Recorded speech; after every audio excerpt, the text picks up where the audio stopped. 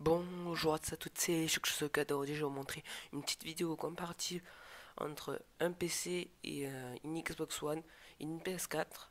C'est une vidéo assez utile si vous hésitez entre un PC, une Xbox One, une PS4 ou autre.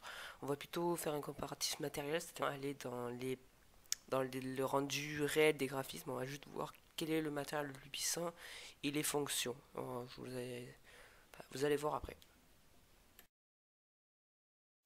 Alors attention, avant de commencer cette vidéo, j'aimerais préciser que la date de création des composants du PC et de la PS4 et de la Xbox One sont les mêmes. C'est-à-dire que je ne vais pas mettre un processeur qui a été fabriqué en 2016 alors que celui-là de la Xbox One a été fait en 2013. Voilà. Pour les prix c'est pareil, hein, vous le voyez bien. Pour la Xbox One et pour la PS4, bon, pour la Xbox One on est à 499 euros. Pour la PS4 on est à 399 euros. Et pour notre cher PC, on est à 417,29 euros. Après, on va voir quel est le meilleur rapport qualité-prix, hein, parce que notre cher PC est quand même assez cher, même s'il reste un peu moins cher que la Xbox One. Donc, on va voir ça après. Pour comparer la Xbox One et la PS4, nous allons effectuer des benchmarks. Je vous laisse regarder la définition pour ceux qui ne savent pas ce que c'est. Et donc voilà. On commence par des benchmarks de la carte graphique. On peut apercevoir que le PC tient quand même un confortable écart par rapport aux deux consoles de salon. La PS4 reste quand même plus puissante que la Xbox One, mais n'arrive quand même pas à détrôner notre cher PC. On enchaîne maintenant avec des benchmarks du processeur, du CPU. On est à égalité entre la PS4 et la Xbox One, mais quand même le PC cette fois-ci garde toujours un confortable avance par rapport aux deux consoles de salon. On passe maintenant à des benchmarks de la mémoire vidéo et grande surprise, la PS4 remporte cette fois-ci car sa mémoire vidéo est plus rapide que le PC et encore plus que la Xbox One.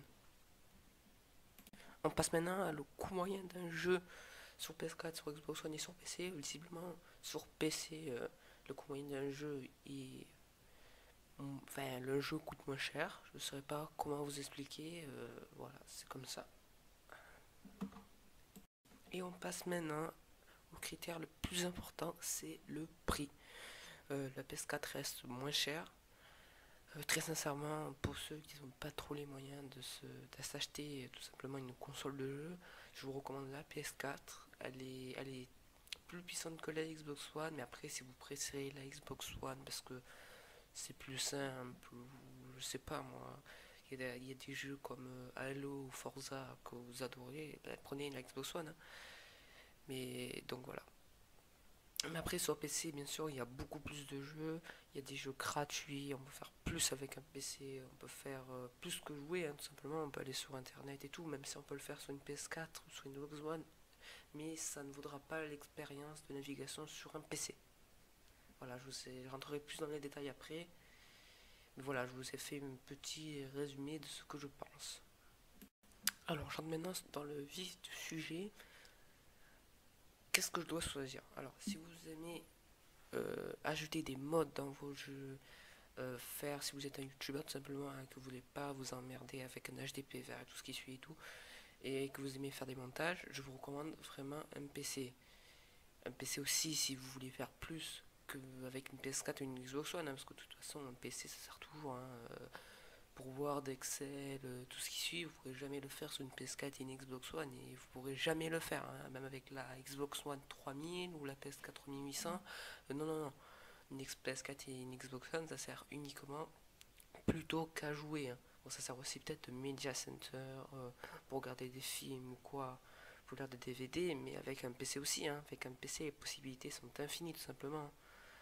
Il y aura beaucoup plus de jeux sur PC et tout que sur Xbox One ou PS4. Vous pouvez même créer des jeux sur PC, sur PC, que vous ne pourrez jamais faire sur Xbox One, sur une PS4. Voilà, c'est vraiment infini les possibilités d'un PC. Ça évoluera toujours. Il y aura toujours plus d'applications et tout. Qu'est-ce que je veux dire d'autre? Oui, donc aussi la durée de vie d'un PC sera plus longue qu'une PS4, obligatoirement. Par exemple, si je prends par exemple GTA 5, il faut minimum un corps de quad. Un corps de quad, ça a été inventé en 2006-2011. C'est-à-dire que, voilà, quoi, un PC gamer, ça dure longtemps. Si vous prenez, par exemple, payer 1000 euros, ça peut durer beaucoup plus longtemps qu'une Xbox One ou d'une PS4, ou voilà, quoi. C'est quand même assez impressionnant. Et donc voilà, après, il y a plein de choses à dire comme ça. Après, voilà, je prends un deuxième exemple. Le Xbox Live ou le PC n'existe pas sur PC. C'est gratuit, c'est-à-dire qu'en fait, vous pouvez jouer avec vos amis sur le même jeu gratuitement. Et vous pouvez aussi parler avec vos amis gratuitement. Bon, ça existe aussi sur Xbox One, sur PS4 avec Skype.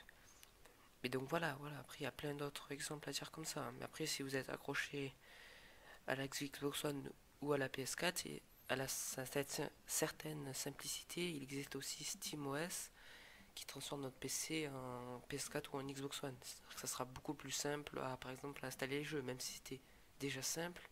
Voilà, grâce à SteamOS, c'est beaucoup plus simple. Bon, après, voilà, j'entre pas trop dans les détails de ce genre de choses. Je ferai peut-être une vidéo sur SteamOS ou autre. Et donc voilà. Et donc voilà, c'est déjà la fin de cette vidéo. J'espère que vous aura plu. N'hésitez pas à dire dans les commentaires si vous êtes PS4 ou Xbox One ou voire PC. N'hésitez pas aussi à échanger si vous pensez que j'ai peut-être méprisé la Xbox One ou la PS4, que j'ai oublié des choses. Bon, je vous rappelle quand même que j'ai déjà testé la Xbox One, mais j'ai pas forcément testé la PS4. Mais la PS4, je préfère que la Xbox One, rien qu'à son prix et au fait qu'on puisse changer le disque dur aussi, parce que je trouve ça assez catastrophique qu'on puisse pas changer le disque dur sur Xbox One. Bon, certes, on peut rajouter un USB 3.0, mais ça ne vaudra pas le fait de changer le disque dur, parce qu'en changeant le disque dur, vous avez un meilleur débit. Mais donc voilà, bon, je vais pas encore continuer ce genre de choses. Voilà, donc n'hésitez pas à liker ou à partager vos avis effectivement dans les commentaires. Et donc voilà, bon, je vous dis à la prochaine pour une prochaine vidéo. Allez, ciao.